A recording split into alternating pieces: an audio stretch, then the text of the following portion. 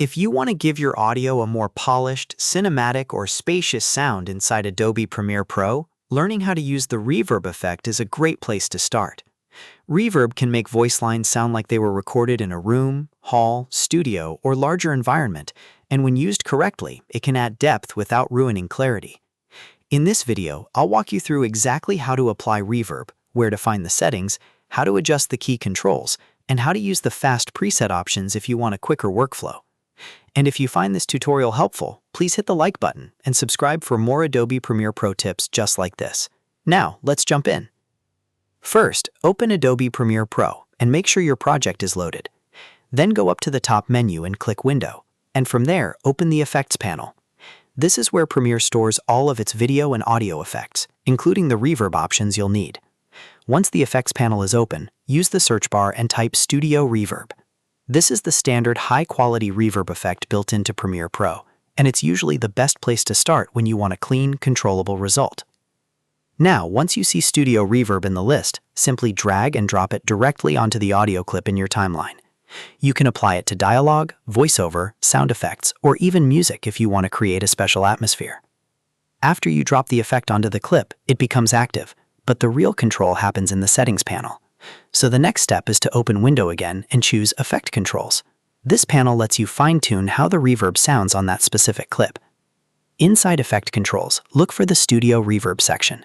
You'll see a heading for the effect, and next to Custom Setup there should be an Edit button. Click that button to open the detailed reverb controls. This is where you can shape the sound more precisely, instead of relying on a default setting. At first, the options might look technical, but once you understand the three main controls, it becomes very easy to use. The first important setting is room size. This controls the sense of space in the audio. If you increase room size, it makes the audio feel like it is happening in a larger space, such as a church, theater, or cathedral. If you decrease it, the sound becomes tighter and more intimate, like a small room or studio. For dialogue, smaller room sizes usually sound more natural, because too much space can make the voice feel distant or muddy. The next control is decay. This determines how long the reverb tail lasts after the original sound. A longer decay gives you that echo-like lingering effect, while a shorter decay keeps things cleaner and more controlled. If you're working with speech, you usually want to keep decay modest so the voice stays understandable. If you're designing a dramatic effect or ambient soundscape, then a longer decay can be useful for more atmosphere. The third key control is the dry and wet mix. Dry means your original audio signal, and wet means the processed reverb sound. Balancing these two is one of the most important parts of getting a good result. If the wet signal is too high, the audio can sound washed out and hard to understand. If the dry signal is too dominant, you may not hear much reverb at all. For most dialogue, a wet mix around 15 to 30% is usually the safest range for a natural sound. That gives just enough space without making the voice sound overly processed. A good approach is to start subtle. Add a small amount of reverb, listen back, and then slowly increase it only if needed. It's always easier to add more than to fix something that sounds too heavy. Also, think about the purpose of your audio. If it's a podcast-style voiceover or a talking head video, less is usually better. If it's a dramatic scene or creative effect, you can push the settings further for style. Now, if you don't want to manually fine-tune every setting, Premiere Pro also gives you a faster option. Go to the Properties panel by clicking Window and then Properties. After that, select your audio clip and look for the Audio section. Depending on your version of Premiere, you may see fast preset options that let you toggle common environment styles quickly.